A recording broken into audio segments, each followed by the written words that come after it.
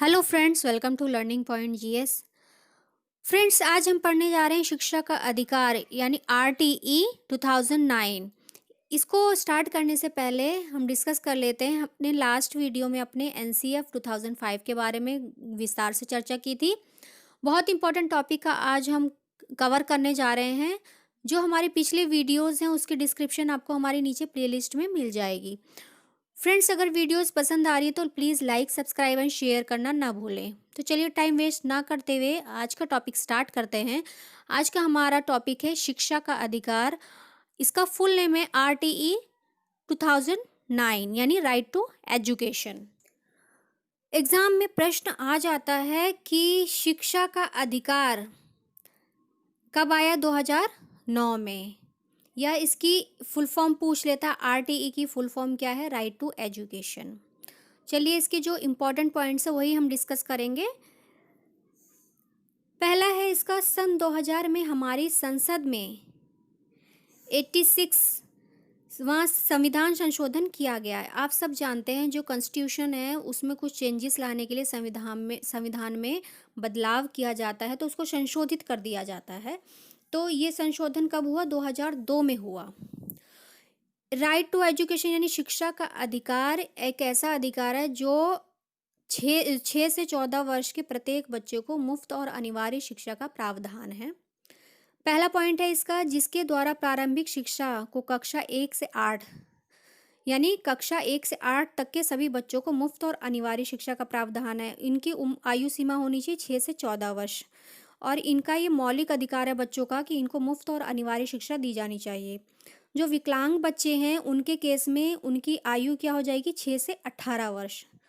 और इसको किस भाग में रखा गया है? भाग 3 में अनुच्छेद 21A में रखा गया है।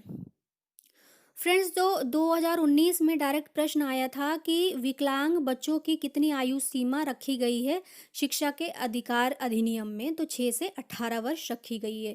कभी कभी हमारे माइंड से स्किप हो जाता है, हम विकलांग बच्चों के ऊपर बहुत ज़्यादा ध्यान नहीं ले जाते, तो हम 6 से 14 वर्ष टिक करके आ जाते। तो आपको ये ध्यान रखना है, सामान्य वर्ग में 6 से 14 वर्ष और विकलांग बच्चों में 6 से 18 वर्ष। नेक्स्ट है हमारा आरटीई 2009 के प्रावधान क्या है, चलिए वह देख लेते हैं। पहला है, लागू होने के 3 साल के अंदर अंदर कोई भी स्कूल गैर मान्यता प्राप्त नहीं होना चाहिए। लागू होने के 5 साल के बाद किसी भी स्कूल में कोई भी अशिक्षित शिक्षक काम नहीं कर सकता। दूसरा पॉइंट है हमारा, 6 से 14 वर्ष का कोई भी बच्चा स्कूल के बाहर ना रहे। तीसरा पॉइंट है, 8वीं कक्षा तक के सभी बच्चों को पास किया जाए। चौथा पॉइंट है हमारा, बच्चों को फेल ना करने की नीति शून्य अवरोधन कहा गया है। पॉइंट नंबर 5 हमारा, प्रत्येक अध्यापक प्रति सप्ताह 45 घंटे काम करे स्कूल में, प्रतिदिन 7.5 घंटे। छठा पॉइंट है हमारा, अध्यापकों को केवल 3 गैर शैक्षिक कामों में लगाया जाएगा। पहला जनगणना, दूसरा आपदा प्रबंधन, तीसरा चुनाव। फ्रेंड्स, जो हमने पॉइंट डिस्कस किए हैं बहुत इंपॉर्टेंट है, इसमें से एक एक प्रश्न बन के आ जाता है। सभी बच्चों को 3 साल, ये कानून पारित होने के अंदर 3 साल के अंदर कोई भी गैर मान्यता प्राप्त स्कूल नहीं होना चाहिए, और 5 साल के बाद किसी भी स्कूल में अशिक्षित जो विदाउट बीएड या जेबीटी वाले जो शिक्षक रखे जाते थे वो नहीं होने चाहिए। और 6 से 14 वर्ष तक के सभी बच्चों को निःशुल्क और अनिवार्य शिक्षा होनी चाहिए, और 8वीं तक के बच्चों को फेल नहीं किया जा सकता। और इस सब नीति को क्या कहा गया है जो बच्चों को फेल ना की जाए? शून्य अवरोधन कहा गया है। फ्रेंड्स, जो भी ये नियम पारित किया गया बहुत इंपॉर्टेंट है, इसमें से एक एक प्रश्न उठ के आ जाता है। इस नियम के अनुसार हर विद्यालय में अध्यापकों के 90% पद हमेशा भरे रहेंगे। नेक्स्ट है, प्राथमिक में 30 बच्चों पर एक और उच्च प्राथमिक में 35 बच्चों पर एक अध्यापक होना अनिवार्य है। फ्रेंड्स, पहले 60 बच्चों पर एक अध्यापक हुआ करते थे। इस नियम के अनुसार प्राथमिक स्तर यानी प्राइमरी लेवल के जो बच्चे हैं उन पे 30 बच्चों पर एक अध्यापक होगा, और अपर प्राइमरी पे 35 बच्चों पे एक अध्यापक। नेक्स्ट पॉइंट है हमारा, बच्चों के व्यक्तित्व की शैक्षिक पक्ष और सह शैक्षिक पक्ष दोनों का विकास करना है ताकि बच्चों के व्यक्तित्व का पूर्ण विकास हो सके। राइट टू एजुकेशन में बच्चों की फ्री एजुकेशन पे फोकस किया गया है ताकि बच्चों का शैक्षिक और सह शैक्षिक दोनों पक्ष का विकास हो सके। नेक्स्ट इस प्रावधान के अंदर आता है हमारा स्कूल प्रबंधन नीति यानी स्कूल मैनेजमेंट कमिटी। क्या है इसमें, चलिए देखते हैं। 3/4 अभिभावकों में 1/2 संख्या महिलाओं की होगी और 2 अध्यापक को प्रधानाचार्य और जनता द्वारा चुने हुए प्रतिनिधि द्वारा नामित व्यक्ति उसको सेलेक्ट करेंगे, उसको चुनेंगे। यानी जो हर स्कूल में एक कमेटी होती है, आप सब जानते हैं, उसमें 3/4 अभिभावक होने चाहिए। जिन अभिभावकों में 2/3 संख्या महिलाओं की होनी अनिवार्य है और 2 अध्यापक जो कि प्रधानाचार्य और जनता यानी जो स्कूल के स्टूडेंट हैं उनके पेरेंट्स द्वारा चुने जाना चाहिए। ये स्कूल मैनेजमेंट कमेटी का नियम होता है। ये कमेटी हर डिसीजन वो लेती है जो स्कूल के लिए बेनिफिशियल होता है, उनके लिए लाभदायक होता है और बच्चों के लिए ज़रूरी होता है। इस कमेटी में अच्छी और बुरी चीज़ें या फिर जो भी चेंजेस करना है ये आपस में बैठ के डिस्कस करते हैं। नेक्स्ट है हमारा शिकायत यानी कंप्लेन। ये बहुत इम्पॉर्टेंट है क्योंकि इससे काफ़ी सारे चेंजेस आए हैं। चलिए देखते हैं क्या है।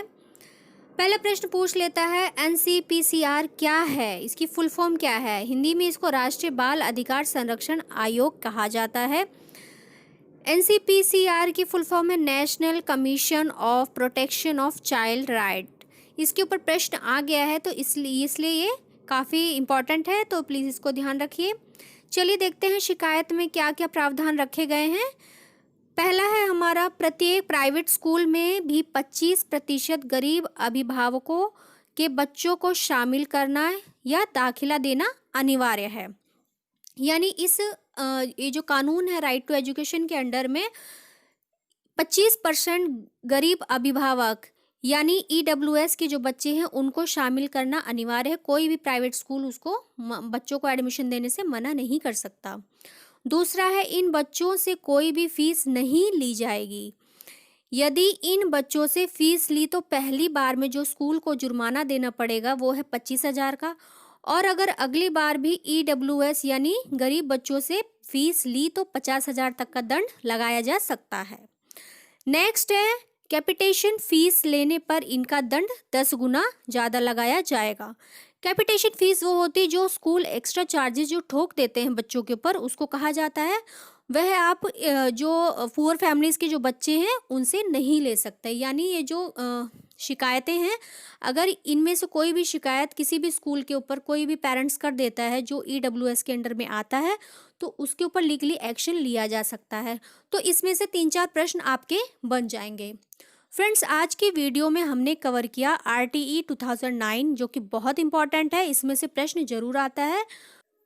RTE 2009 क्या है? राइट टू एजुकेशन है, जो कि कक्षा 1 से 8वीं तक को फ्री एजुकेशन का प्रावधान दिया गया है। गवर्नमेंट ने इसको फ्री एजुकेशन के उसमें अप्लाई किया है। 8वीं तक के किसी भी बच्चे को फेल नहीं किया जा सकता। जो सामान्य वर्ग के बच्चे हैं उनकी आयु सीमा कितनी रखी गई है? 6 से 14 वर्ष, और जो विकलांग बच्चे हैं उनकी 6 से 18 वर्ष। तो फ्रेंड्स, जो भी मैं आपके साथ ये डिस्कस कर रही हूँ इसमें से प्रश्न बन के आए हुए हैं और पॉसिबिलिटी है कि जो कमिंग एग्जाम है उसमें भी इनमें से प्रश्न आएंगे। तो आज हमने किया RTE 2009। आई होप आपको ये वीडियो पसंद आई होगी। अगर पसंद आई तो please like, subscribe and share करना ना भूलें। Thank you for watching friends.